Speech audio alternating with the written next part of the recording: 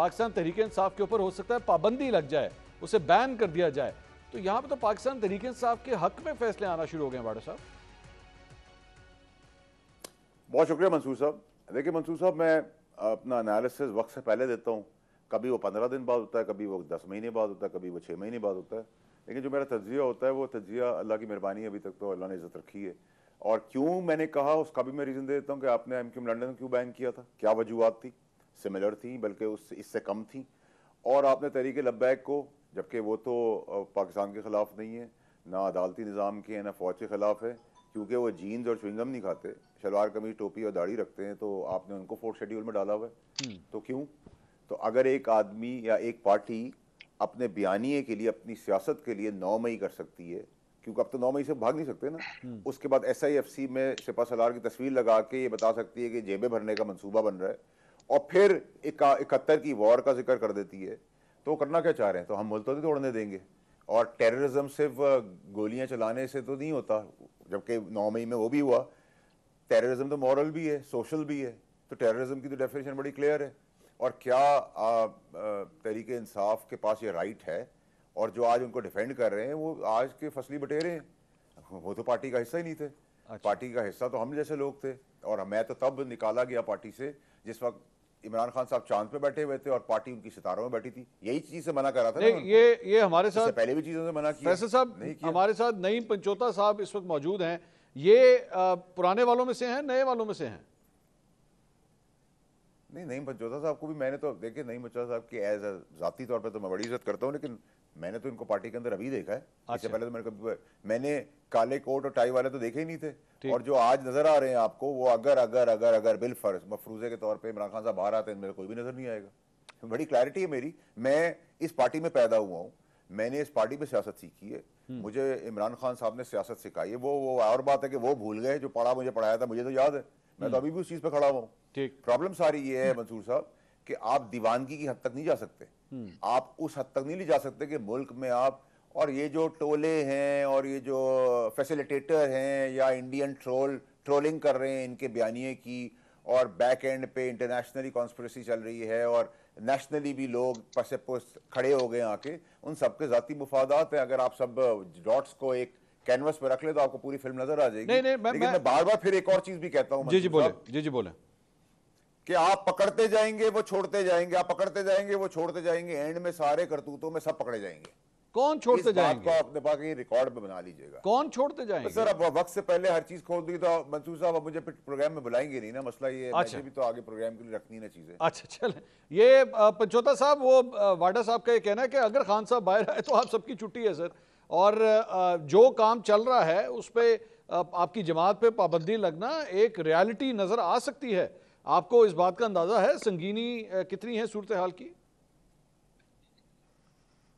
बहुत शुक्रिया मंसूर भाई, आपने मौका दिया। देखें, मैं वाडा साहब की किसी बात से इत्तफाक नहीं करता, क्योंकि वाडा साहब जिस तरह से आकर आपने देखा कि उसने प्रेस कॉन्फ्रेंस भी की और किसकी हदायत के ऊपर आकर की, मैं अब उसके ऊपर ज़्यादा कमेंट नहीं करना चाहता। लेकिन जजेस के बारे में ट्रोलिंग करना, और जजेस फिर उसके अंदर अलामी के अंदर ये भी कह रहे हैं, अपना जवाब भी दे रहे हैं, लेकिन उसके बावजूद उसके ऊपर बात करना और फिर तौहीन अदालत की कार्रवाई जो है वो होती है, और कार्रवाई के दरमियान फिर जाकर ये कहते हैं जी बिल्कुल मैं उस बात के ऊपर कायम हूँ।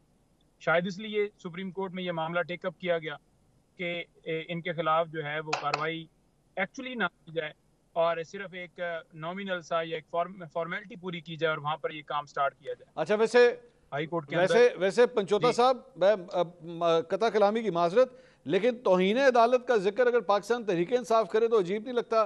मतलब आपने मौजूदा चीफ जस्टिस के हवाले से क्या क्या कुछ नहीं लिखा सोशल मीडिया पे, जिन जज साहब की जानिब से कल आपको रिलीफ मिला, chief justice Islamabad high court, उनसे भी आपको रिलीफ मिला, लेकिन उनके हवाले से भी सोशल मीडिया के ऊपर क्या क्या नहीं किया आपकी जमात ने, तो वो तौहीन अदालत के जुमरे में नहीं आता?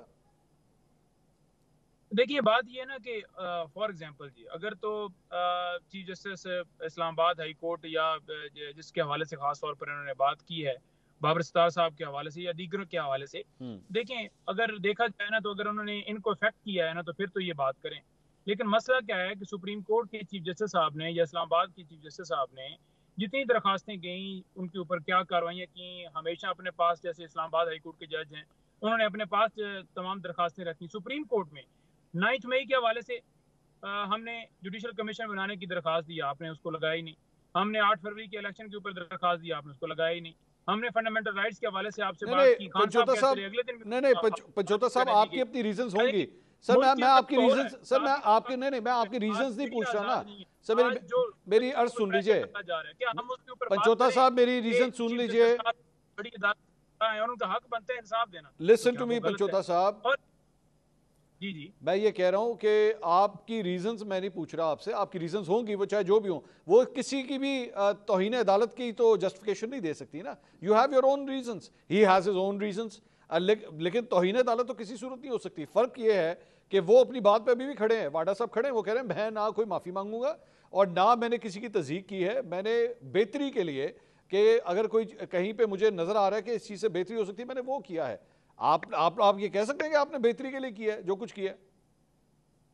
نہیں, دیکھیں پگڑیوں کو فٹ بال بنانا اور اس طرح سے جناب ان کے ذاتی معلومات جو ہیں وہ شیئر کرنا, اور کس نے اس کو اجازت دی, کہاں سے یہ لی گئیں, کس کے کہنے کے اوپر سارے کی گئیں, کس کے کہنے کے اوپر انہوں نے پریس کانفرنس کی. تارڑ صاحب دکھی ہوئے بیٹھے تھے, دیگر دکھی ہوئے بیٹھے تھے, جیسے ان کے ساتھ بڑا ظلم ہو گیا. جس نے کیا کیا ہے, انہوں نے کیا صرف یہ تھا, ان کا قصور تھا کہ وہ کہہ رہے تھے کہ سرویلنس کیسے ہوتی ہے, کون ریکارڈ کرتا ہے, کیسے ہوتی ہے, کیسے پبلش کی جاتی ہے, کیسے لوگوں کو بلیک میل کیا جاتا ہے. اب اس کے اندر اگر وہ یہ کہیں کہ ملک جو ہے قانون کے مطابق چلے گا, ایجنسیاں نہیں چلائیں گی, تو کیا غلط اس کو دفاع کرنے کے لیے اب میں یہ کہتا ہوں کہ بات کسی اور کی ہو رہی ہے, آپ جا کر وہاں پر کھڑے ہو کر کہہ رہے ہیں کہ آپ ایسا نہ کریں, ہم دکھی ہو رہے ہیں, زیادتی کر رہے ہیں, یہ کر رہے ہیں, وہ کر رہے ہیں, تو یہ ایک نامناسب طریقہ ہے.